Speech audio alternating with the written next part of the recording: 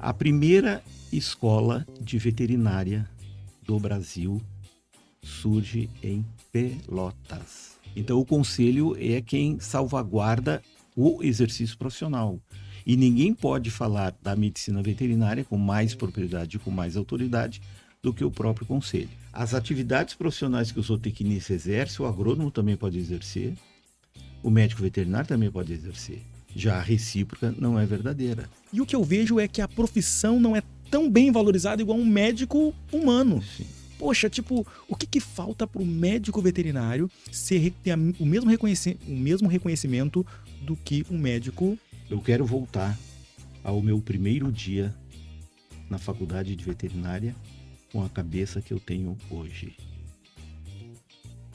Eu seria o melhor veterinário do mundo.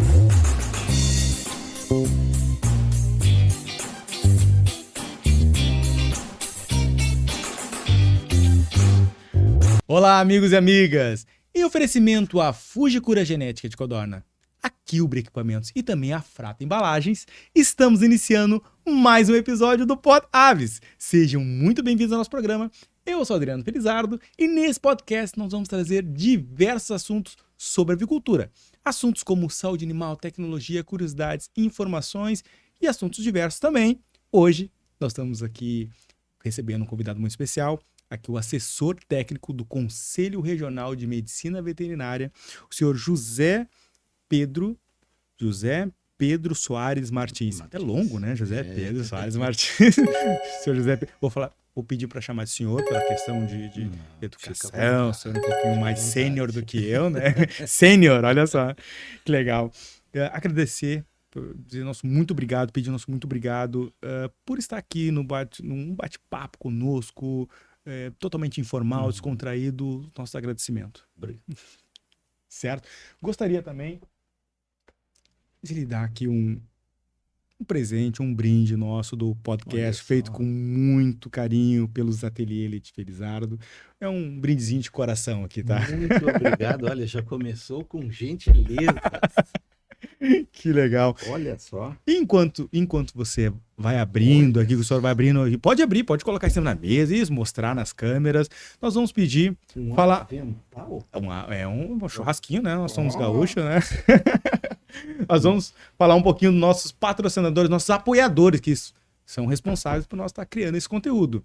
Então, eu vou pedir a ajuda da Letícia para a gente poder falar o nosso primeiro apoiador, que é a Fujikura. Tudo bom, Letícia? Oi, Adriano, tudo bem? Oi, seu José.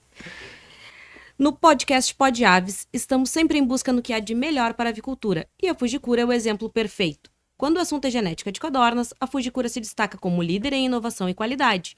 Com melhoramento constante em genética, a Fujikura garante resultados superiores e uma produção de alta performance. Escolher a Fujikura é investir em qualidade, excelência e futuro para sua granja.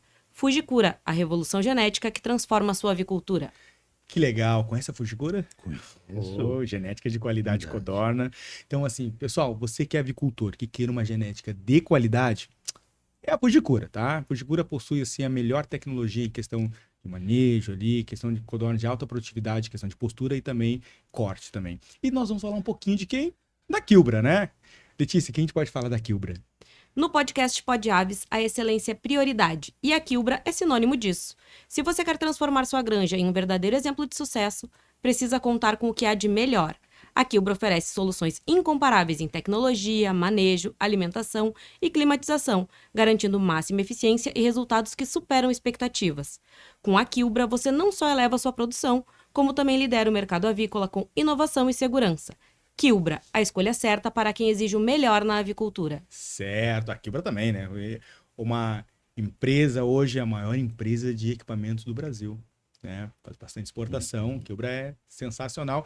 Então você quer aumentar, iniciar, ampliar com equipamentos de qualidade, tanto horizontal quanto vertical, ninhos, pessoal, é a Quilbra, certo? E também vamos fechar com a Frato Embalagens. O que a gente pode falar da Frato Embalagens, Letícia? No podcast Pod Aves, a qualidade é inegociável e a Frato Embalagens é a escolha certa. Se você busca soluções para embalagens de ovos, nossas bandejas plásticas PET são a resposta. Com resistência e altíssima qualidade, são feitas com 100% de material reciclado, garantindo proteção e sustentabilidade para seus produtos. Com a Frato, você não só protege, mas se destaca no mercado avícola, alinhando eficiência e responsabilidade. Frato Embalagens, excelência e cuidado com o planeta. Certo, então, pessoal. Produtores de ovos, uma embalagem de qualidade dúzia e meia dúzia, Frato Embalagem, certo? Senhor José Pedro, vamos lá. Vamos. Agradecer novamente por estar aqui no podcast, tá? Quero deixar você extremamente tranquilo, um bate-papo. Antes de nós começarmos falar um pouco mais sobre o Conselho Regional de Medicina Veterinária do Rio Grande do Sul, acho que eu quero conhecer o senhor José Pedro, por exemplo, quem é o senhor José Pedro, por que a medicina veterinária, conta aí, dê as suas credenciais, fala um pouquinho da pessoa José Pedro. Então tá, um prazer estar aqui contigo, Adriana, conversando com o nosso público, nessa nossa conversa informal, esse bate-papo. E te dizer o seguinte, eu sou médico veterinário, me formei pela Faculdade Veterinária da Universidade Federal do Rio Grande do Sul. A URGS. A URGS, a famosa URGS, né? No ano de 78 e no ano de 79, o Conselho Regional de Medicina Veterinária estava fazendo uma seleção para contratar médicos veterinários para trabalharem na fiscalização, porque até então o Conselho não tinha a parte de fiscalização, nós só fazíamos o registro de profissionais e empresas. Eu tive a felicidade de ser o primeiro colocado, fui contratado, e um fato inusitado é o seguinte, eu me lembro como se fosse hoje. Meu primeiro dia de trabalho, quando eu me apresentei no Conselho, nós estávamos numa sessão plenária, que é uma reunião as deliberações do Conselho são todas feitas em sessões plenárias. Então, nós temos os diretores e nós temos os conselheiros. E quando o presidente, à época, me apresentou, ele disse assim, tu vais ter uma missão dificílima, porque aqui ninguém entende de fiscalização. Puxa vida. A única pessoa que pode te ajudar é o nosso consultor jurídico, Dr. Genésio Estrela, mas ele sofreu um infarto a semana passada e está se recuperando no Hospital Moinhos de Vento. Que pipi! Adriano, os meus primeiros ensinamentos sobre conselho, sobre fiscalização, foram num quarto no Hospital Moinhos de Vento, ao lado do leito do Dr. Genésio Estrela. Ele estava ali. Estava ali, tá? Uma pessoa assim formidável, de um conhecimento profundo. O doutor Estrela, ele era também assessor jurídico do Conselho Regional de Medicina. Ele fez o código de ética do médico. Ele também fez o nosso código de ética da medicina veterinária. Então, eu fui aprendendo ali meio no tranco, né? Depois o doutor Genésio Estrela veio a falecer e aí eu fui fazendo as coisas assim, o self-made man, né? Fazendo a coisa sozinho. E estou há 45 anos nesta lida. Só 45 anos. anos. Caraca, que legal. Só 45 anos. Nesse meio tempo, eu também exerci o magistério, que eu sempre gostei de dar aulas, né? Então, eu lecionei no curso de veterinária da Universidade Luterana do Brasil, a UBRA. Depois, lecionei na Unicinos, nos cursos de nutrição, gastronomia, engenharia de alimentos. E aí, a gente vai cansando, né? Pegar a BR-116 todos os dias depois de um expediente. Caraca, e a UBRA, né? A UBRA em Canoas, mas a Unicinos era lá em São Leopoldo e eu peguei aquela fase da duplicação da BR-116, a construção do viaduto em Sapucaia, de tu saíres de Porto Alegre às 17 horas e chegar às 19h30, quase na hora da aula. E não tinha o trem ainda? Tinha o trem, mas é que aí o trem para voltar era ruim, né? Então eu preferia ir de carro. Mas, então, há 45 anos que eu estou no Conselho, fazendo e participando das nossas atividades. Então, assim, o Brasil, ele adota um chamado modelo regulamentador de profissões. As profissões, elas são criadas por leis, e a lei regulamenta a profissão e cria o seu conselho profissional. Então, todo o profissional que tem o seu conselho, para exercer a sua profissão, ele tem que estar inscrito no conselho. Tem que estar registrado. Registrado, né? Então, é isso que o conselho faz.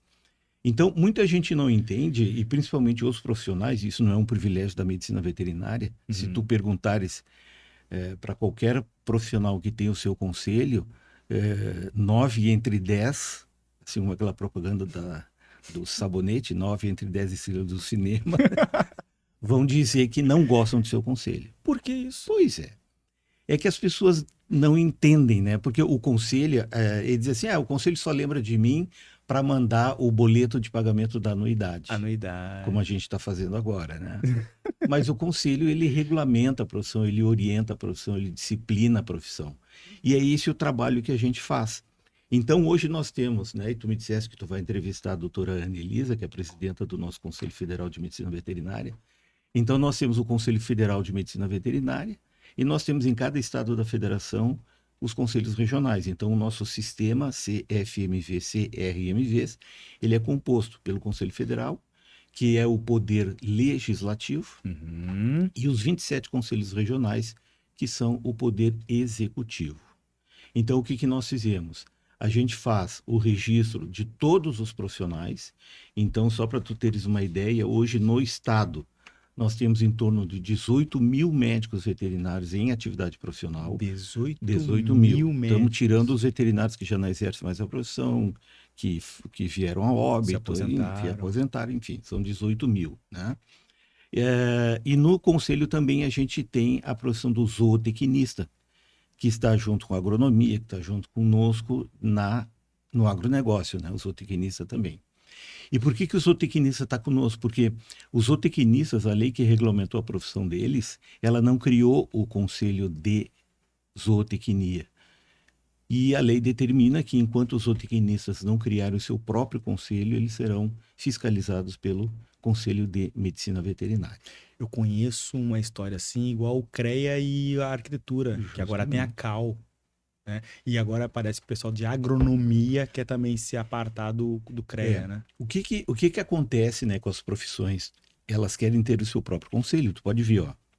O CREA tinha a arquitetura, eles saíram e montaram o CAL, né, que é o Conselho de Arquitetura e Urbanismo. Isso. Os técnicos de nível médio, nas áreas de engenharia, agrimensor, geografia, eles saíram também e criaram o seu próprio conselho. Hoje nós temos o Conselho Federal e os regionais dos técnicos, né? Okay. Os técnicos agrícolas que também estavam no CREA saíram, então praticamente hoje o CREA está com as engenharias, que são mais de 64 especialidades da engenharia. Parece que está com a meteorologia, geografia e mais uma ou duas profissões. Mas é o sonho, né? Aquilo que a gente diz. Qual é o sonho de cada pulga? É ter o seu próprio cachorro. Né? É verdade. Então, o sonho de cada profissional é ter o seu próprio conselho. Então, por isso, essa tendência. Então, na medida em que o profissional consegue entender o trabalho do conselho, então ele passa a valorizar. Porque quem é quem resguarda o interesse da profissão, não que as outras entidades, como, por exemplo, a Sociedade Veterinária, o Sindicato dos Médicos Veterinários, são entidades também de classe, mas elas têm as suas funções específicas. Então, o conselho é quem salvaguarda o exercício profissional. E ninguém pode falar da medicina veterinária com mais propriedade, com mais autoridade do que o próprio conselho. Né? E aí, vamos contar como é que começa a medicina veterinária no Rio Grande do Sul e no Brasil. A medicina veterinária, a gente diz que ela é tão antiga quanto o homem. Né? No Código de Hammurabi já existem ali ensinamentos da arte de curar os animais. Código de Hammurabi, olho por olho, dente por dente. É isso aí, eu domino um pouco. E aí, olha um fato interessante. Até ontem eu estava fazendo uma pesquisa para conversar contigo e achei um dado interessante. A primeira escola de veterinária do Brasil surge em Pelotas. No ano de 1883. Ela surge com o nome de Escola Imperial de Medicina Veterinária e Agricultura Prática. Aí conta a história que, como o curso de veterinária não tinha muita procura, a universidade, a escola, desativou o curso de veterinária e continuou só o de agronomia. E aí a gente entende por que o curso de agronomia mais antigo do Brasil é o curso de agronomia da Universidade Federal de Pelotas. Para tu ver Realmente. como as coisas têm. Mas por que, Tem que o curso ligação. de agronomia está no CREA e o veterinário está com... É porque a regulamentação da profissão do engenheiro ela é anterior à do médico veterinário. Por isso, tá? Bom, aí depois nós temos a criação dos cursos de veterinária. 1910, no Rio de Janeiro, o Exército criando o seu próprio curso de veterinária, né? Porque qual é a ligação que tem com a medicina veterinária e o Exército? Qual é o animal de ligação? Cavalo. Cavalo. Tá? Sim. Então, o Exército cria os seus cursos de medicina veterinária focado na parte de equinos, né? Uhum. Depois, em 1911, uma escola agrícola no Mosteiro de São Bento, em Olinda, Pernambuco. Pernambuco. Cidade pequena, porém decente. É o que eles Ô, dizem sotaque lá. bom, né? Eu gosto muito do sotaque mineiro. Sotaque mineiro, eu sou É. apaixonado por sotaque mineiro. Will. Agora, nas férias de julho do ano passado, eu fiquei 18 dias no interior de Minas. Assim, Coisa boa. Fantástico. Bom demais da conta, sou. É verdade. Aí, uma particularidade, eu não sou gaúcho, Ah, é? mas sou assador de churrasco e tomador de mate. Qual a sua naturalidade? Eu sou natalense, Papagirimum, E o que veio fazer no sul? filho de militar. Ah, não tem muita escolha. Pai gaúcho, mãe pernambucana e eu e meu irmão nascemos em Natal. Legal. Aí depois o pai veio transferido aqui para Porto Alegre e nós viemos para cá. Mas tem um conflito de cidadania, né? Mas Rio Grande do Norte, Rio Grande do Sul, Rio Grandino. Gremista ou colorado? Gremista. Sabe cantar o hino rio-grandense? Algumas partes, sim. Então já é gaúcho. Bom, então continuando aqui a nossa história. E aí a profissão de veterinária ela é regulamentada somente em 1933. Getúlio Vargas edita um decreto dizendo, olha, o médico veterinário está habilitado para exercer essas e essas e essas profissões. E esse decreto ele é publicado no dia 9 de setembro, por isso que dia 9 de setembro é o dia do médico veterinário, em alusão à data do decreto. 9 de setembro. Mas 9 de é setembro. nacional isso? Nacional. Ok. Dia Nacional do Médico Veterinário. Tá? Bom, aí depois, em 68 é criada a lei, a nossa lei, a 5.517, que criou o Conselho Federal e os Conselhos Regionais de Medicina Veterinária. E hoje, só para te dar um panorama, nós estamos no Rio Grande do Sul com 32 escolas de medicina veterinária, cursos de medicina veterinária, 32. Coisa boa. 7 de zootecnia, tá? E a medicina veterinária ela está passando pelo problema de todas as profissões, né? Nós temos uma grande quantidade de egressos no mercado de trabalho, o mercado de trabalho não absorve todo mundo, né? E aí fica essa questão. Também a qualidade do ensino, né? A tendência do ensino EAD, que na medicina veterinária ainda não é tão forte como, por exemplo, hoje. Tu tem profissionais de educação física sendo formados 100% EAD, enfermeiros sendo formados 100% EAD, né? Então, que profissional que a gente vai ter no mercado de trabalho? Né? E aí, quando a gente entra na área da medicina veterinária, isso nos preocupa bastante, é a capacitação do profissional para entrar dentro de um agronegócio. E aí que nós... Deixa eu fazer uma pergunta antes, que eu vou chegar nessa questão do agronegócio. Dentro da... Vamos falar do mundo animal, né? Animal... você falou que tem diversas classes ali, né? Tem o conselho, tem as associações. Sim. Não tem um pouquinho de vaidade entre cada classe, o qual acaba puxando a brasa mais pro seu assado e conflitos de interesses aí? Assim, ó, o que acontece com a gente? Os zootecnistas, se tu conversar com o zootecnista, ele vai dizer assim, olha, o conselho veterinário funciona em função dos veterinários, tá? Por quê? O contingente, para 18 mil médicos veterinários, nós temos 800 zootecnistas. Então, é óbvio que, como o contingente de veterinários é muito maior do que o dos zootecnistas, evidentemente que as questões que envolvam a medicina veterinária são mais numerosas. Mas isso não quer dizer que a gente descumpra a nossa prerrogativa de lei, que é fiscalizar o exercício da profissão do zootecnista. Mas a tendência da zootecnia e do zootecnista é criar o seu próprio conselho. E hoje a zootecnia, dentro do agronegócio, é uma profissão que não pode ser desconsiderada, muito antes pelo contrário. Eu vou lhe fazer uma pergunta que eu sempre tive dúvida, e talvez seja dúvida do avicultor, tá?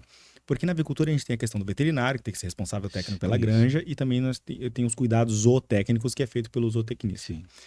E você me faça a pergunta: qual a diferença do veterinário pro zootecnista? Adriano, na realidade, o que aconteceu? A zootecnia, ela é uma área de conhecimento da agronomia e da medicina veterinária, tá? Se tu pegares um currículo de um curso de agronomia, se tu pegares o currículo de um curso de medicina veterinária, vão ter disciplinas que vão estar dentro do que a gente chama de zootecnia. Então, são disciplinas como, por exemplo, zootecnia de ruminantes, zootecnia de não ruminantes, bovinocultura de leite, bovinocultura de corte, suinocultura, equidicultura. Porque a zootecnia, basicamente, o que ela faz? Ela trabalha com regimes alimentares, Ok. tá? E genética. Na prática é isso. Genética. E desenvolvimento de protocolos alimentares. Nutrição. Nutrição. Mas o veterinário também faz nutrição. Também. Aí buga a minha mente. Mas Tá bugando a minha mente. não buga pelo seguinte, Adriano. A lei, ela já disse isso. Ela diz o seguinte, que a zootecnia vai ser exercida pelo zootecnista, pelo agrônomo e pelo médico veterinário. A própria lei já previu isso. Tá? Então, as atividades profissionais que o zootecnista exerce, o agrônomo também pode exercer, o médico veterinário também pode exercer. Já a recíproca não é verdadeira. Então, são aquelas questões que a gente vê, né? E isso tu vê na engenharia. Antes nós tínhamos o quê? Nós tínhamos uma engenharia. Isso. Aí hoje tu tem mais de 64 modalidades de engenharia. Tu tem engenheiro de pesca, engenheiro de minas, engenheiro disso, daquilo outro, né? Então, é a tendência da especialização. E como existe uma regulamentação profissional, o conselho é justamente para isso. Bom, isso aqui é a área do médico veterinário. Isso aqui é a área do zootecnista. Na área do médico veterinário, ninguém pode entrar. Na área do zootecnista, ninguém pode entrar se não preencher os requisitos da lei. Tá? Entendi. Então, todo esse disciplinamento do exercício profissional, ele é feito pelos conselhos profissionais. Entendi. Mas eu vou lhe dar um achômetro meu aqui. Tá. Até, porque assim, ó, o que eu vejo? A medicina humana, ela é bem reconhecida. Né? Os profissionais ganham e de fato tem que ganhar porque, poxa, estão mexendo com vidas humanas, né? Agora, o médico veterinário, vamos falar, ele lida, vamos falar na agricultura. Poxa, um médico veterinário, vou falar do pessoal aqui da avicultura. Poxa, médico lida com galpões, ele é responsável por alimentação, nutrição, e ele é responsável por alimentar milhares de pessoas, né? E o que eu vejo é que a profissão não é tão bem valorizada igual um médico humano. Sim. Poxa, tipo, o que falta para o médico veterinário ter o mesmo reconhecimento do que um médico humano? Assim, Adriano, esses 45 anos de conselho me ensinaram algumas coisas. E uma delas é a seguinte: o reconhecimento de uma profissão, ele não é imposto, ele é conquistado. O que a medicina e os médicos fizeram ao longo dos anos? Né? Eles se autovalorizaram. Nos anos 60, 70, dos meus pais, dos nossos avós, qual era o sonho de todo pai e de toda mãe? Que o filho fosse advogado, médico ou engenheiro. Tá? Quando eu disse para minha mãe que eu queria fazer veterinária, ela quase teve um surto. Não, tu vai fazer medicina. Eu digo, mas por quê? O meu irmão, ela queria que ele fosse militar, como meu pai. E o meu irmão disse, não, eu vou ser administrador. Ele fez administração de empresas. Teve outro surto. Então, a medicina, ela já vem valorizada por isso, né? Quem era autoridade nas cidades era o padre, o médico, o juiz. O delegado, né? O juiz, o delegado, que são os advogados, né? Então, a medicina veterinária ainda tem muito disso, tá? E aí também, assim, ó, é o desconhecimento da sociedade. Claro que, evidentemente, que hoje mudou muito. O mercado pet, né? O fato de hoje o pet ser um membro da família, né, tão valorizado quanto o ser humano. Eu tenho a minha opinião a respeito disso. Mas isso aí está fazendo com que a sociedade veja o médico veterinário. Mas ainda está vendo o médico veterinário como aquele clínico, tá? Eu vou te dizer especialmente da minha pessoa. Eu era professor na UBRA da disciplina de tecnologia de alimentos, tá? Então tinha as aulas práticas onde eu levava os alunos para frigoríficos de aves, frigoríficos de bovinos, indústrias de leite, né? Para ver a parte toda de tecnologia, nada de inspeção e fiscalização, a parte de tecnologia. E como eu tinha dificuldade de tempo e tudo, eu já saía com a minha farda branca. Uhum. E os meus vizinhos comentavam, inclusive isso que me confidenciou foi o porteiro do prédio. Ele chegou e disse assim, doutor, eles me chamavam de seu Pedro. Uma curiosidade minha, os vizinhos andam comentando que o senhor é veterinário. Eu digo, sim, eu sou veterinário. Pois é, mas de vez em quando o senhor sai de branco. Eu digo, sim, sai de branco.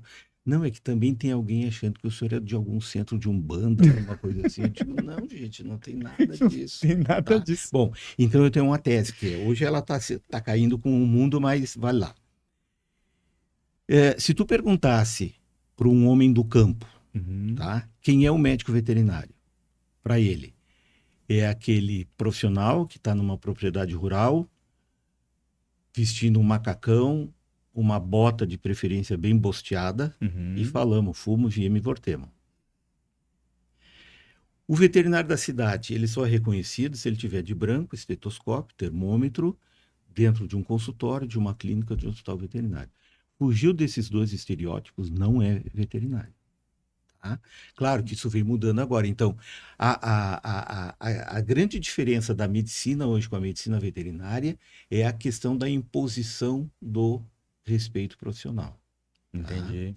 Então, isso é uma construção que leva muito tempo, né?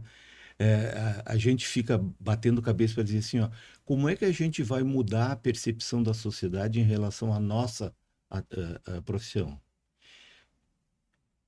O que tu está fazendo aqui, assim, ó, tem um benefício tanto para aquele tomador de serviço do veterinário, o produtor rural, quanto para a sociedade, porque tem muita desinformação. Mas, não me fala. A internet deu voz para idiotice. Isso. E deu coragem aos idiotas também. E que é a pior coisa que existe numa sociedade. É o idiota com coragem. E proativo. E proativo e achando que tem razão. Né? Então, isso é um trabalho que leva tempo. E aí, a gente, por exemplo, no Conselho, eu tenho muito contato com prefeituras municipais, prefeitos, né? Uhum. Que a gente conversa. E aí, digo assim, prefeito, o senhor publicou um edital para contratar profissionais da área da saúde. Então, o senhor está contratando médico, está contratando dentista, está contratando nutricionista, fisioterapeuta, está contratando veterinário. Por que o salário dessas profissões, à exceção da medicina, é X? E por que o salário do médico é X mais 10? Aí o prefeito responde, se eu não oferecer um salário atrativo, nenhum médico vai se inscrever no meu concurso. E eu não posso ficar sem médico. Mas aí, senhor Zé Pedro, tem uma questão. O CREA parece, tá? Que eles têm lá um salário base. Sim. E eu conheço um pouquinho o CREA porque eu já trabalhei lá. Tipo assim, eu vou ser responsável técnico por uma obra tal. Então você lá, principalmente engenharia civil, você não pode ser contratado por mínimo de tantos salários mínimos. Isso. Eu acho que tem que ser assim. Entendeu? Não pode ter isso também no Conselho de Medicina. Mas a lei é a mesma. A lei 4.950 de 66, ela regula o salário mínimo profissional da engenharia, da medicina veterinária e da química. É a mesma lei. Tá, mas para ser responsável, tipo, você é responsável técnico por uma granja tal. Então eu não posso. Quantas horas vai trabalhar? Tantas horas semanais. Se eu vou trabalhar tantas horas semanais, tem que ganhar no mínimo tantos salários mínimos. Isso. Se a granja me pagar menos, aí vem a fiscalização do conselho. Não pode registrar por esses. Na realidade não funciona bem assim. Então vamos lá, tá? me explica. Não funciona por isso que é bom. Bem assim. Inclusive, isso é um aspecto muito interessante. O médico veterinário, ele estava. Vamos falar agora de questão de remuneração e remuneração levando para valorização profissional, Ok. tá?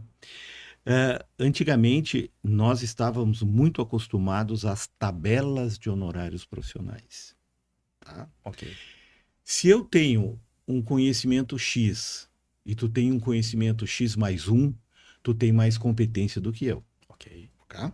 Então, a tabela, ela padroniza. Se eu tenho um consultório veterinário e tu tem um consultório veterinário, eu tenho graduação, tu tem mestrado, doutorado, a consulta que a tabela estabelecia, vamos chutar, R$ 200.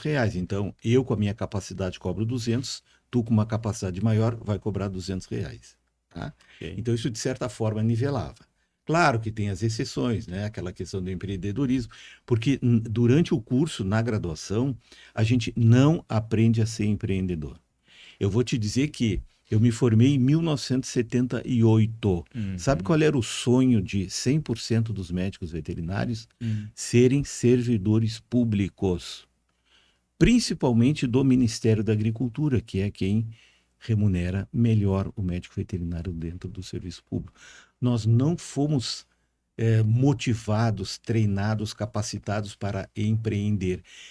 Quem se aventurava a ser empreendedor era taxado de louco. Eu tenho um colega de turma que, quando ele se formou, ele foi trabalhar numa multinacional da indústria farmacêutica veterinária. Mas o sonho dele era trabalhar com abelha. E tá tudo certo. Tudo certo. Aí o que ele fez? Ele pediu demissão da indústria farmacêutica e foi trabalhar com apicultura. Todo mundo dizia, fulano, tu é louco. Não, hoje ele está feliz e contente com as abelhas, ganhando dinheiro, né? Bom, então, hoje, o que o código de ética ele determina? Como a gente não pode mais fazer tabela, né?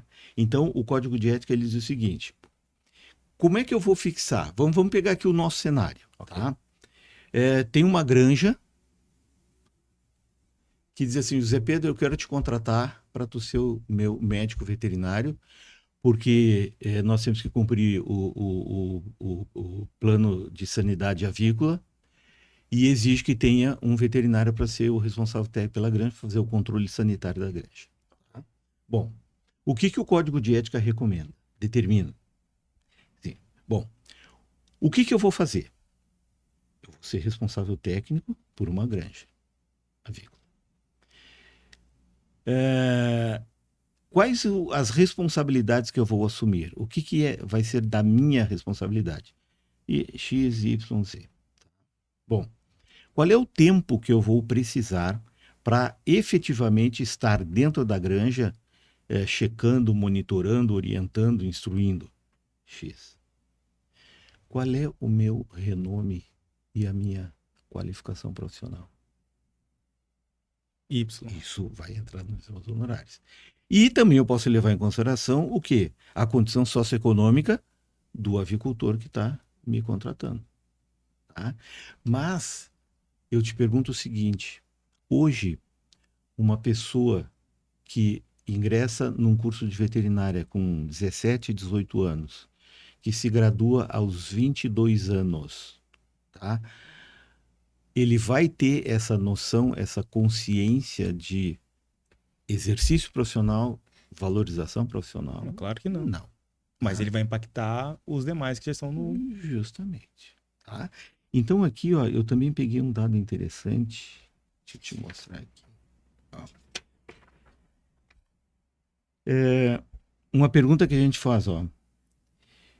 A importância da atuação do médico veterinário em um mundo globalizado e que assume seu espaço na área de saúde animal, humana e ambiental. A tão famosa saúde única. O que é a saúde única, né? Eu me lembro que na minha graduação a gente aprendia o seguinte, né? A Organização Mundial da Saúde, ela definia saúde como o completo bem-estar do cidadão. E não somente a ausência de doença. Tá? Okay. Então, num conceito amplo de saúde, o fato de eu não ter remuneração para ter uma vida digna, isso significa que eu não tenho saúde.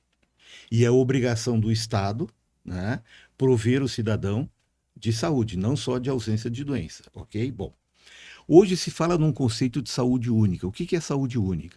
É a saúde do animal, é a saúde do ser humano e a saúde do ambiente. Mas isso, a saúde do animal, na minha convicção, é porque hoje a gente humanizou os animais domésticos e aí hoje está tendo um rigor muito maior na questão do pet. Mas não é essa a questão. Não. A questão é o seguinte, para aí. Tudo bem, o pet, quem quiser, cada um tem sua opinião. Mas o que eu tô dizendo é o seguinte, nós aqui da avicultura, nós alimentamos pessoas. Nós lidamos com aviários com 100 mil aves. Isso é uma... Imagina o senhor como profissional, médico veterinário, responsável por 100 mil aves. Não. Esse cara é muito mais importante, na minha visão, do que um médico que cuida de um pet. Porque o médico cuida de pet, ele cuida de um indivíduo. Aquele outro médico veterinário, ele cuida de 100 mil indivíduos a fim de alimentar a população. Por isso que eu estou te dizendo que nesse conceito de saúde única entra essa saúde animal. Pois então, mas aí não tem que ver... Vou dar o meu achômetro aqui novamente. Mas aí não tem que ver o conselho e dizer o seguinte, para o mundo que eu quero descer. O cara, vou falar, o profissional que está cuidando de 100 mil aves, ele tem que ser mais remunerado do que a pessoa que cuida de um. Esse que cuida de um, ele cuida de um indivíduo para a questão sentimento de uma família. Sim. Aquele que cuida de 100 mil, ele alimenta a população. Tá, mas aí, Adriano, isso aí é uma questão do ponto de vista da humanidade. O conselho não pode dizer, veterinário, tu trabalha com pet, tu tem que receber menos do que o veterinário que trabalha com produção animal. E esse entendimento, ele tem que ser da sociedade. Tá? Então, esse conceito de saúde única, ele impacta nisso. Tá? Tanto é que hoje no nosso código de ética profissional tem responsabilidades do médico veterinário com o animal, óbvio, responsabilidade do médico veterinário com o ambiente e evidentemente que na saúde humana vai entrar a questão das zoonoses, que são aquelas doenças dos animais naturalmente transmissíveis para o homem. Tá? E eu vou te dizer o seguinte, a medicina veterinária hoje, com essa questão de globalização, tu imagina, nós estamos completamente imersos numa responsabilidade profissional institucional. Tá? Hoje, por que o Brasil é este mercado, é o celeiro do mundo, exporta animais, produtos de origem animal para o mundo inteiro? Porque nós temos o quê? Nós temos uma sanidade. Hoje as barreiras internacionais, elas não se dão por questão de preço, elas se dão por questão de sanidade. O que acontece quando o Ministério da Agricultura suspeita de um caso de doença de Newcastle numa granja no município X no estado Y? O que os países que importam nossos produtos corta, suspende. Opa, suspende. Vamos fazer auditoria, vamos fazer isso. Então, hoje, esse é o grande... Então, sanidade, a saúde animal é fundamental. Mas se a saúde... E eu bato nisso. Eu sou um defensor do veterinário, principalmente o que produz em larga escala. Esse cara tem que ser muito bem remunerado. Essa pessoa tem que ser muito bem reconhecido, tem que ter... E aí que eu digo que, opinião minha, tá? O conselho, ele... Não sei se tem como, mas ele teria que fazer com que esse veterinário fosse bem mais reconhecido. A tabela não pode ser exercida. Será que não existe uma forma de fazer com que esses profissionais sejam muito bem reconhecidos? Porque é o seguinte, vamos lá. Eu sou criador, tenho lá 1 milhão de aves. Se eu perco um galpão com 100 mil pessoas, eu vou botar a culpa inteira no meu veterinário. Óbvio. E eu tô certo, não tô certo? Tô certo. Beleza, ok. Eu acho também que esse veterinário deveria ser muito bem remunerado. Mas é uma questão tua, Adriano, como você, como empresário, reconhecer esse profissional. Ok, mas aí, na minha visão, vem um conselho que diz o seguinte, quem tá entrando não pode se colocar ganhando 1/10 daquele cara bem reconhecido. Porque imagina o senhor, por exemplo, mestrado, graduado, mestrado, pós-doutorado, tem uma valorização de mercado X. Aí entra alguém recém-formado e diz assim, não, eu faço o mesmo trabalho que ele, porque eu sou veterinário, e cobro 1/10. Só que daí na hora que dá essa questão de Newcastle, dá essa questão de perda de galpão, o responsável vai ser esse veterinário. E aí, tá, beleza. E o conselho vai punir esse veterinário que fez essa lambança? É isso que eu digo, que quem tá lá em cima, que conseguiu só... Ele quer essa questão do conselho. Poxa, eu quero ser amparado pelo meu conselho. Não, aí sim, ó, nesse exemplo que tu deste, desse veterinário que foi imperito, imprudente ou negligente e colocou em risco o empreendimento do avicultor, ele vai ser penalizado pelo conselho através de um processo ético profissional, tá? Então, o que eu estou querendo dizer assim, ó, é que a valorização, a remuneração, tá?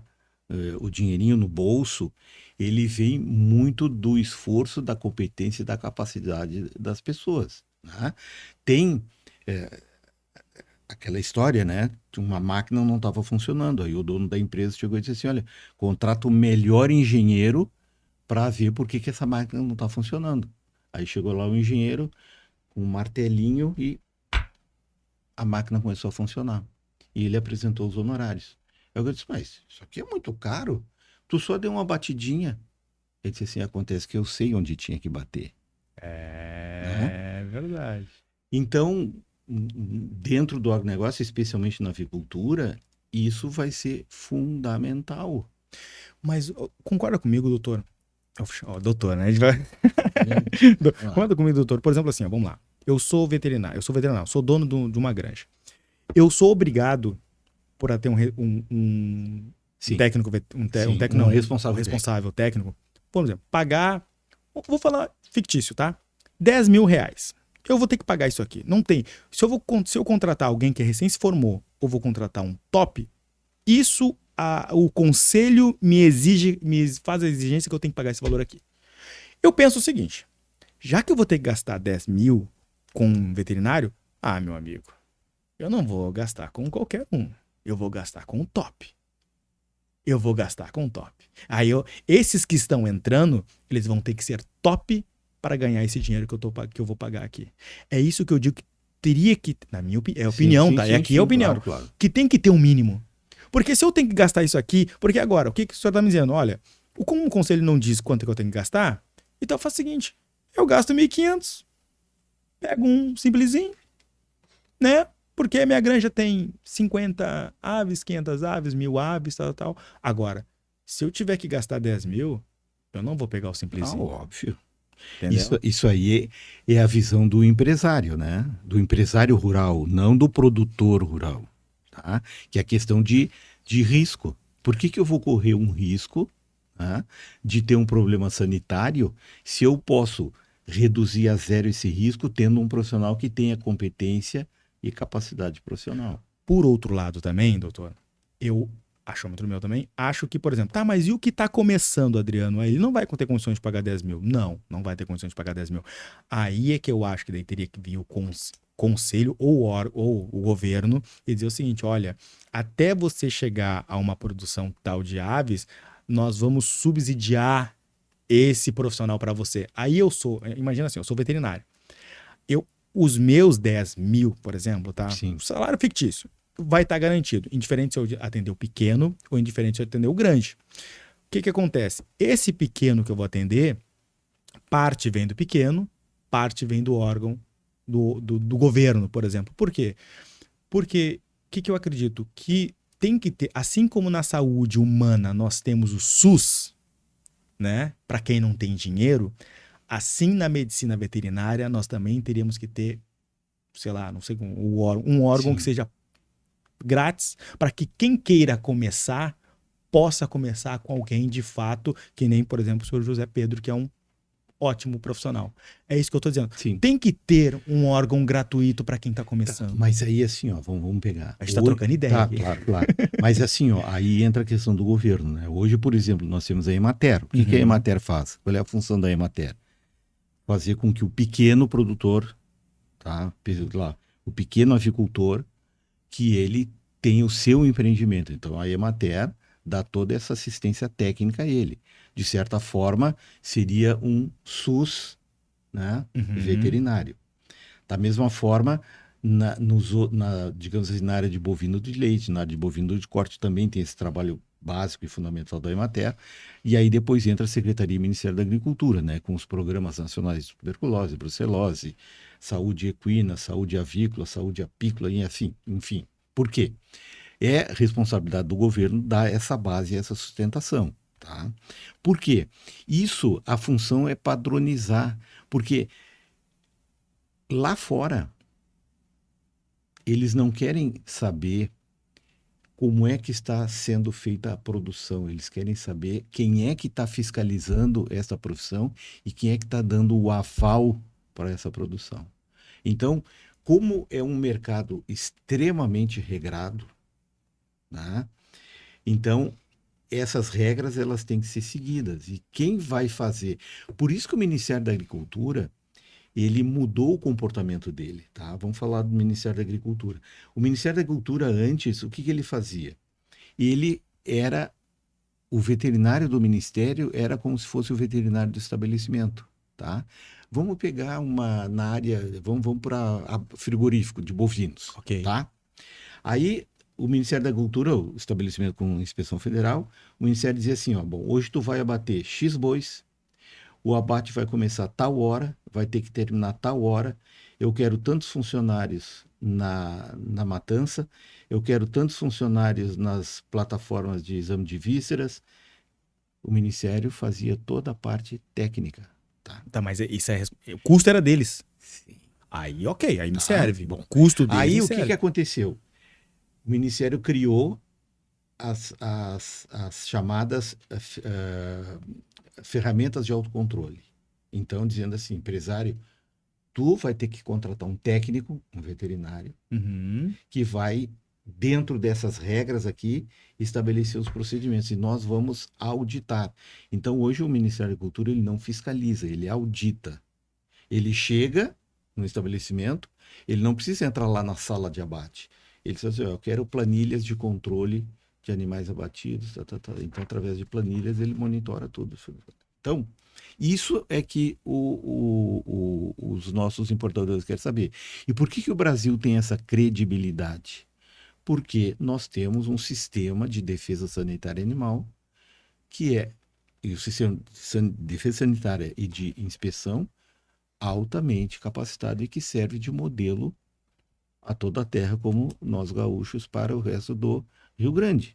Que é um exemplo, né? Que é um exemplo. Que tá? Parabenizar também os nossos órgãos reguladores. Justa. Né? Tanto é que se tu pegares o regulamento da inspeção industrial e sanitária de produtos de origem animal do Ministério da Cultura, que é o famoso RISPOA, que estabelece como é que vai ser feito o abate de bovino, ovino, suíno, produção de ovos, mel, pescado, ele é de 1952.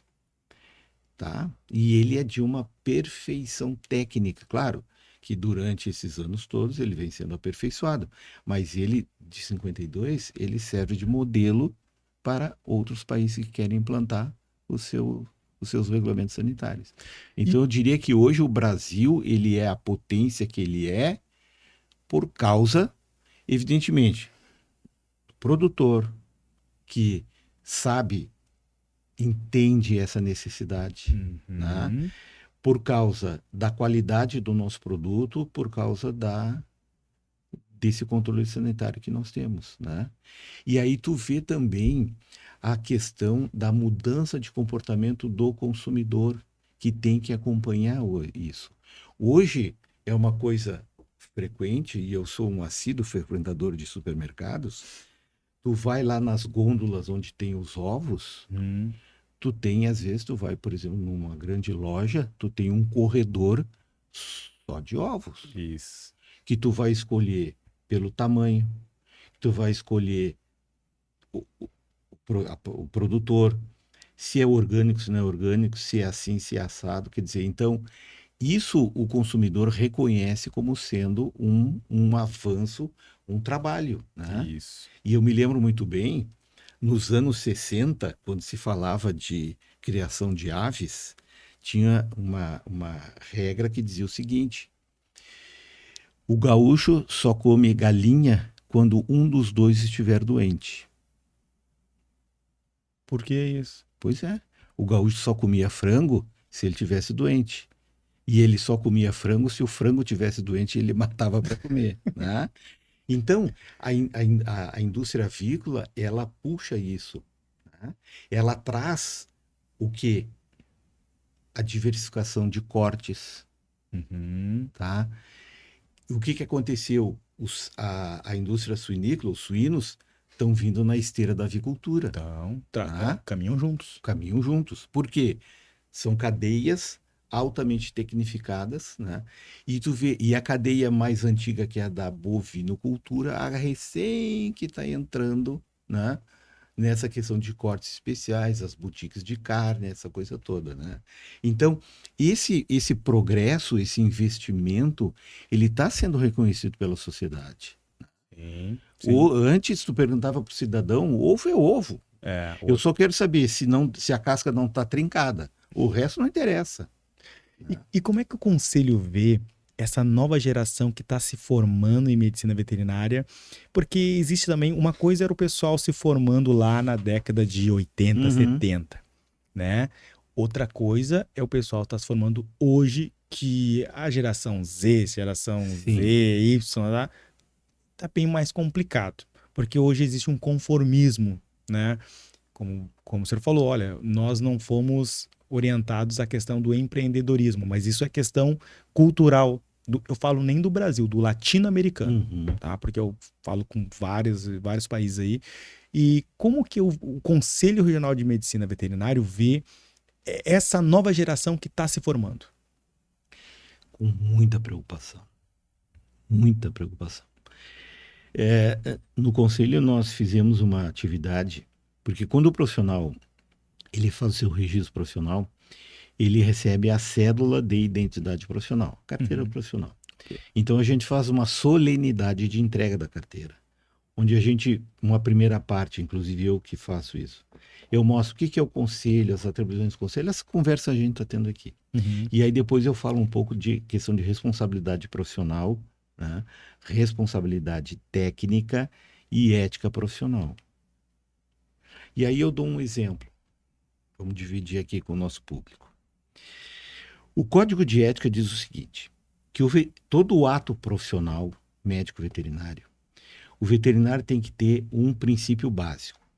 Ele tem que ter 100% de zelo, de cuidado, tá? E usar o melhor da sua capacidade para exercer a sua profissão. Vamos dar um exemplo? Tu diz assim, Adriano, Zé Pedro, tu vai ser responsável por esta caneca, Ok. tá? O que acontecer com essa caneca, a responsabilidade é tua e eu vou te cobrar. Ok. Guarda ela. Não, aí pode quebrar. Pode se bater, dar qualquer... Tá? qualquer... Então, eu tô tendo zelo? Não. Não. Tá? Muito embora eu saiba que nessa posição essa caneca fatalmente vai cair. O que é zelo? Caneca no meio da mesa. Mas o conselho não pode separar esse joio do trigo? Pode, Os bons profissionais, justamente por isso que o conselho existe. Esses mal profissionais, eles vão ser penalizados pela nossa ética profissional. E aí eu dou um exemplo seguinte. Bom, vamos imaginar que esse nosso estúdio aqui seja um consultório veterinário, tá? Ok. Tu é o veterinário e eu sou o teu cliente. Contratante. Tá? O Adriano é um veterinário altamente especializado em medicina de felinos, reconhecimento nacional. Aí eu entro com o meu gato, tá? Diz assim, doutor Adriano, eu vim trazer o meu gato para consulta. Ah, tá, vamos ver. Só que tu esqueceu uma janela do teu consultório aberta e o gato foge pela janela. Com que cara que tu fica? Poxa. Tá? Então, do que valeu todo o teu aperfeiçoamento, o teu reconhecimento como médico de felinos, se tu cometeu um erro básico que deixou o gato fugir pela janela? Então, é o que eu digo para os recém-formados. Cuidem, tenham cuidado, tenham zelo, tem mecanismos para isso. Tá? Tem o que a gente chama hoje dos formulários de de autorização para qualquer procedimento, os termos de livre adesão, os protocolos, tudo, independentemente da área que o médico veterinário trabalhar, ele tem que ser o quê? Ele tem que ser metódico, ele tem que ser cuidadoso. Tá? Uhum. E isso, a produção animal, e já que vamos puxar a brasa para o nosso assado da avicultura, a avicultura, ela ensina isso, a ser o método, né? O produtor, ele tem um método, né? É que nem aquela música do Chico Buarque, né? O Cotidiano. Todo dia ela faz tudo sempre igual. O produtor todo dia faz a coisa sempre igual. Esse fazer sempre igual é que faz a diferença. E quando sempre igual não ficar igual, ficar diferente, ter um técnico do lado dele para dizer assim, ó, vamos corrigir, vamos melhorar, vamos fazer isso. Tá? Entendi. Assim, mas no mundo acadêmico nós temos o currículo Lattes. Sim. Você deve conhecer o currículo Lattes. Não tem como o conselho, por exemplo, criar não vou falar conselhos de forma geral. Sim. Diferente se é o CREA, se é o conselho. Tá. Criar tipo um currículo o qual o profissional. Porque uma coisa o conselho conhece o seu associado. Ele conhece. Sim. Puxa lá, conhece, vê as suas especializações. Agora, eu, como contratante, eu não conheço. Então, eu não consigo, acessar o conselho e aí, por exemplo, ter o currículo Lattes do profissional daquele medicina, porque daí o que acontece? Poxa, eu faço uma correlação. Poxa, eu tenho lá 3 galpões, por exemplo. Poxa, eu quero um melhor profissional. Hoje eu vou ter que procurar, eu vou ter que pedir indicações, porque eu não sei quem é o profissional. Agora, se eu tenho o conselho que vai me dizer, olha, quero o melhor profissional de aves. Aí ele vai estar lá com o currículo lá. O cara é especialista em galinha de produção de ovos. Na realidade, isso o conselho não pode fazer pelo seguinte fato. Quando o formando de medicina veterinária, tá? Na solenidade de colação de grau, quando o reitor ou o coordenador do curso, tá? Pega o barrete, bota na cabeça dele e diz assim, te confiro o grau de médico veterinário. Neste momento, ele tem 100% de credibilidade, porque a lei determina isso. Então, a colação de grau, ela nivela o aluno medíocre e o aluno genial. Tá? Esse é o grande problema. Posso dar minha opinião? Eu acho isso um desserviço.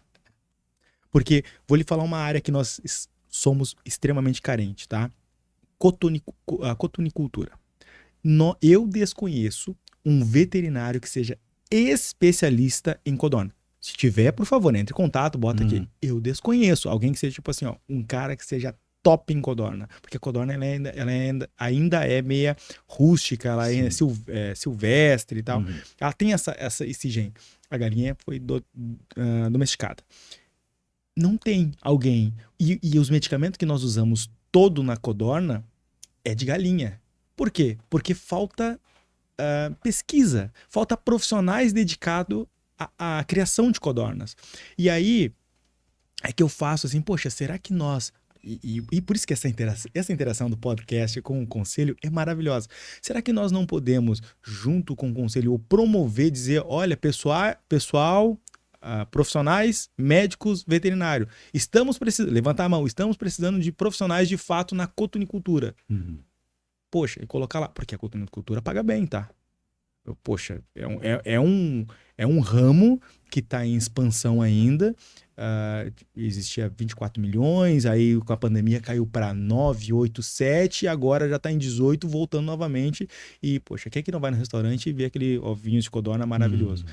Mas o profissional falta. E aí, por exemplo, a Fujikura, que é nosso apoiador, eles falam assim, olha, nós gostaríamos de até patrocinar mais pesquisa na criação de codorna. Só que como é que a gente faz isso? Será que a gente não consegue fazer uma interação com o Conselho Regional de Medicina para que possa ter lá publicidade dizendo, olha, pessoal, estamos precisando de profissionais, ou com universidades dizendo, olha, vamos Desarrollar é em espanhol. Desenvolver. Desenvolver. Como entrevista. Desenvolver a cotonicultura aqui no Brasil. E aí a gente tem a integração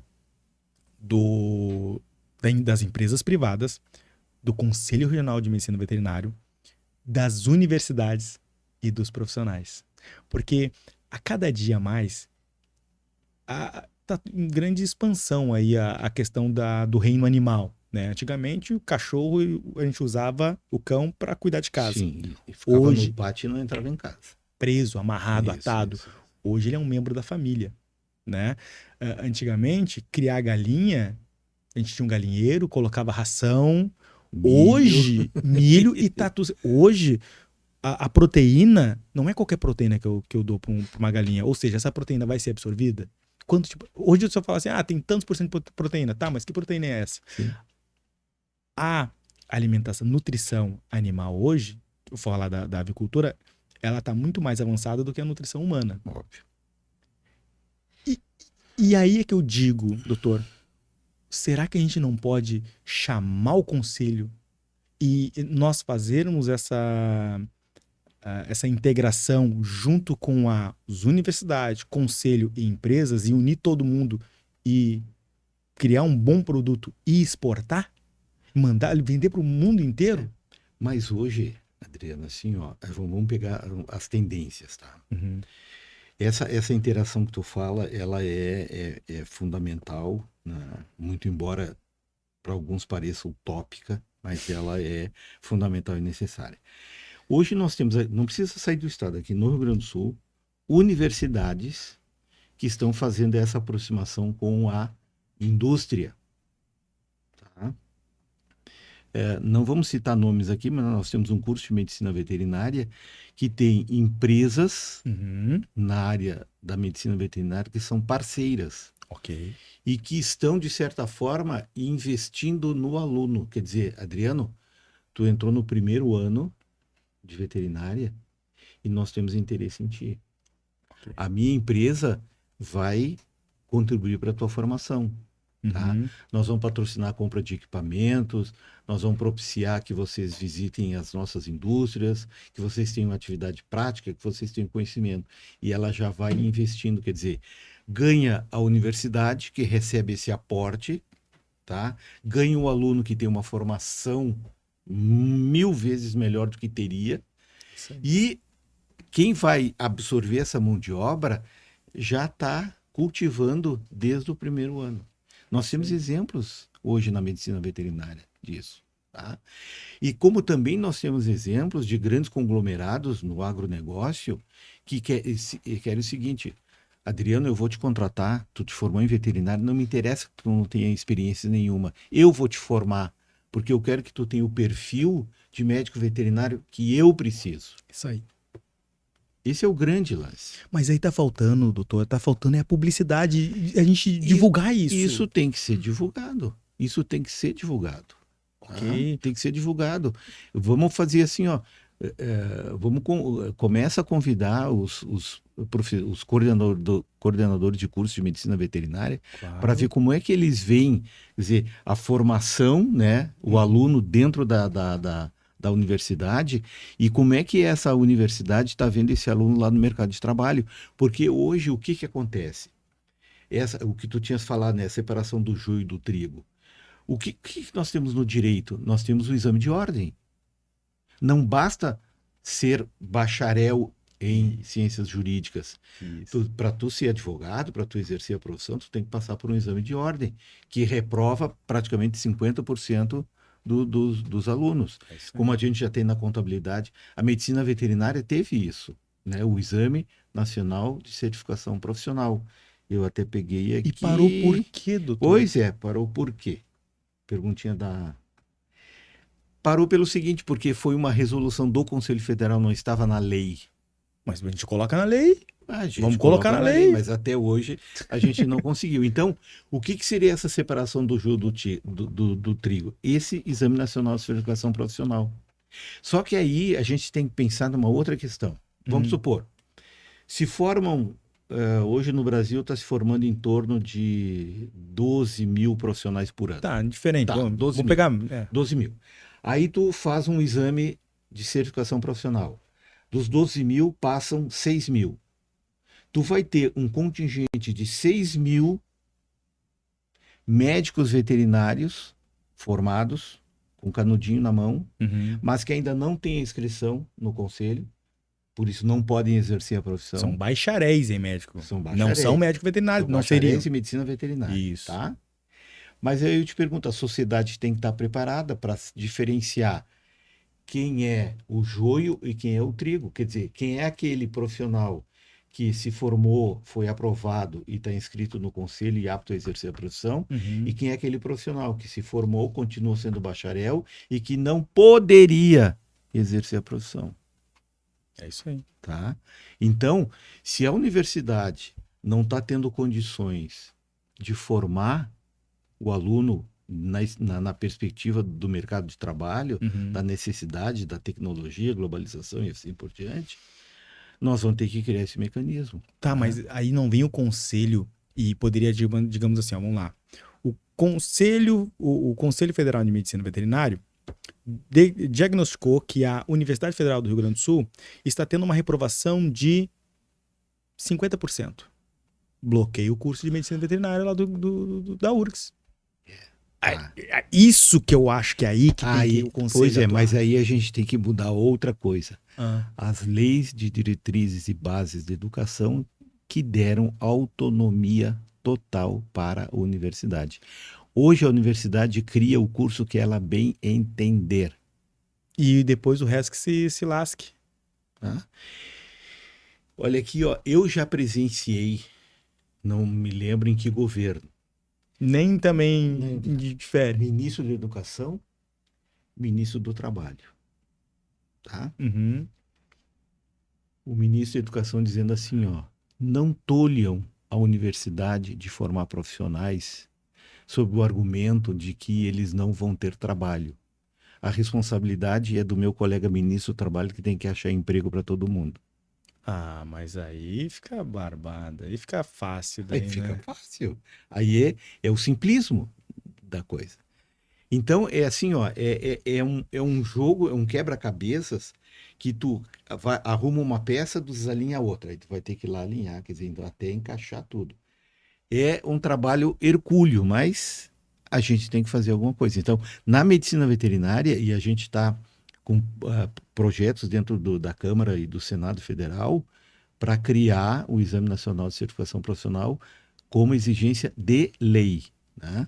Para que a gente tenha pelo menos o que nós temos hoje no direito, né? Enquanto o cara não mostrar conhecimento, ele não vai exercer a profissão. Ótimo. E, por incrível que pareça, passou mais de uma hora já. Viu como a conversa, quando é boa, a gente vai... Eu lhe falei, a gente vai Tu conversando. sabe, isso me lembra Albert Einstein, né? A teoria da relatividade, o tempo é relativo. E aí as pessoas dizem assim, mestre, explique melhor a teoria da relatividade. Aí ele dizia assim, o tempo é relativo. Queres um exemplo? Quando eu sento em cima de um fogão quente, 2 segundos se parecem 2 horas. Quando eu estou conversando com uma bela dama, 2 horas se parecem 2 segundos. Então essa 1 hora de conversa para mim está parecendo 1 minuto. Que legal, que legal. Deixa eu lhe fazer uma pergunta. Primeiro, assim, agradecer.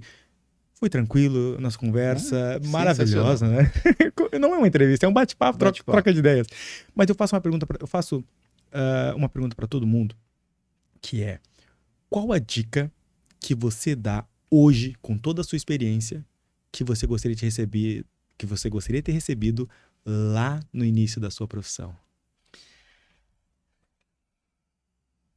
Se um dia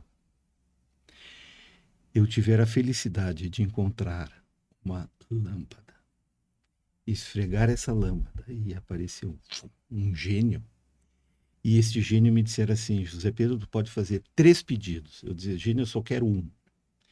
Eu quero voltar ao meu primeiro dia na faculdade de veterinária com a cabeça que eu tenho hoje. eu seria o melhor veterinário do mundo. Infelizmente, isso não é possível, né? E assim, ó, tem uma coisa que a juventude não aprendeu. Quem dá experiência é a vida. Quanto mais a gente vive, mais a gente sabe, mais a gente aprende. E não tem como ensinar isso, né? A gente pode conversar, pode influenciar, né? Mas a pessoa tem que sentir isso. E eu não posso querer que um aluno, um colega formado hoje, tenha a mesma postura profissional minha, o mesmo comprometimento profissional meu, porque eu tenho a vida, eu tenho os anos de vida, ele ainda não tem isso, ele vai passar por isso, tá? Então, é esse conselho que eu deixaria aqui para os meus colegas veterinários, né? Façam da sua profissão como se fosse sempre o primeiro dia e aprendam, ouçam, escutem, né? Deus foi generoso ao nos dar 2 ouvidos e só uma boca. Então a gente deve ouvir mais e falar quando os ouvidos recomendarem que a gente fale. Observar também mais, né? Sim, 2 olhos, 2 ouvidos, uma boca. Doutor, nosso muito obrigado. Foi um prazer imenso conversar com você, conversar com o senhor. Essa simpatia, esse poço de conhecimento que você tem de Conselho Regional de Medicina Veterinária, de vida, de profissão. Isso é para poucos. O senhor, com certeza, foi professor, então tem um conhecimento muito, muito mais amplo. E se nós conseguimos superar as suas expectativas de estar aqui... Mas Tranquilamente. nosso muito obrigado, dizer assim, agradecer os nossos apoiadores aqui, agradecer a Quilbra, agradecer a Fujikura, que nos proporcionam a Frata Embalagem também, por proporcionar esse nosso bate-papo aqui, a nossa criação de conteúdo, a fim de trazer pessoas importantes, pessoas renomadas, porque o podcast ele só é conceituado e tem o sucesso que tem, não pelo apresentador, e sim pelas pessoas que estão no outro lado da mesa. Nosso muito obrigado. Pedir a você que nos prestigiou até aqui, se o pessoal quiser seguir o Conselho Regional de Medicina Veterinária, como é que ele faz para encontrar? Eu vou dar o nosso portal na internet, que é crmvrs.gov.br. Okay. E ali vai ter acesso a todas as nossas redes sociais. Então acompanhem tudo. E essa é uma grande dificuldade que nós temos ainda, né? Muito embora a gente esteja vivendo na tecnologia, ainda tem muito veterinário que é avesso a essa tecnologia. Ele quer que o conselho vá na casa dele, bata na porta, e ele não tem a capacidade de abrir um e-mail, de abrir um Instagram, de abrir um Facebook, para saber o que o conselho está fazendo. É verdade, isso aí é um problema. Então, doutor, novamente, muito obrigado. Você que nos seguiu até aqui, nos prestigiou até aqui, nosso muito obrigado. Pedir para você se inscrever lá no YouTube e também nos seguir no Instagram. Certo? Nosso muito obrigado. Valeu! Tchau, tchau!